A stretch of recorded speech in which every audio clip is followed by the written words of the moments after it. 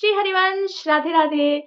जो लोग भी ये बोलते हैं कि भक्ति बुढ़ापे में करने का विषय है, अभी से क्यों कंठी तिलक धारण कर रहे हो, अभी से क्यों बाबा जी, माता जी बन रहे हो, प्याज़ लहसुन छोड़ दिए, अभी तो इतना लाइफ है, एक ही लाइफ है, उसमें भी तुम भक्ति कर रहे हो, अपना लाइफ बर्बाद कर रहे हो, ये कर रहे हो, वो कर रहे हो। तो उन लोगों को मैं ये बोल दूँ कि भक्ति करने का कोई एज लिमिट नहीं होता, आप कभी भी भक्ति कर सकते हो।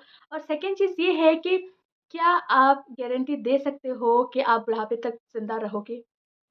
नहीं दे सकते ना, कोई भी नहीं दे सकता, क्योंकि हम गारंटी ही नहीं दे सकते कि हम बुढ़ापे तक ज़िंदा रहेंगे, तो हम कैसे कह सकते हैं कि भक्ति जो है बुढ़ापे में करने का विषय है? समझ रहे हो ना? अगर भक्ति बुढ़ापे में करने का विषय होता, तो ध्रुव महाराज की आयु कितनी थी? Only 5 years. उनका आयु 5 वर्ष था और उन्होंने 5 वर्ष के आयु में भजन किए और उनको भगवान मिले। और ध्रुव महाराज 5 वर्ष की आयु में अगर भजन कर सकते हैं, तो आप कैसे बोल सकते हो कि भक्ति बुढ़ापे में करने का विषय है? और प्रहलाद महाराज तो गर्भ से भजन किए और उनको भगवान मिल गए। और एक चीज़ भी ये है कि जीवन भर हमें कोई चीज़ का प्रैक्टिस नहीं है, जीवन भर हम किसी चीज़ के बारे में हमको पता ही नहीं है, तो हम बुढ़ापे में वो कैसे कर सकते हैं? क्या हमारा मन हमको करने देगा वो सब चीज़ें?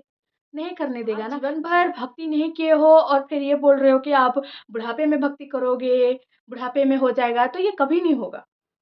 तो ये सारी चीज़ें व्यर्थ की बातें हैं, ये सारी चीज़ें आप ना सुनें। जो भी आपको ऐसे बोल रहे हैं, कृपया उनकी बातें ना सुनें, खूब नाम जप करें, खूब भगवान का कीर्तन करें, क्योंकि टाइम नहीं है। आपको लग रहा है कि हमारे पास टाइम है, लेकिन टाइम नहीं है।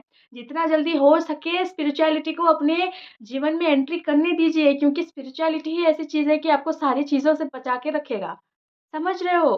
टाइम नहीं है, भागो, भागो। श्री हरिवंश। राधे, राधे।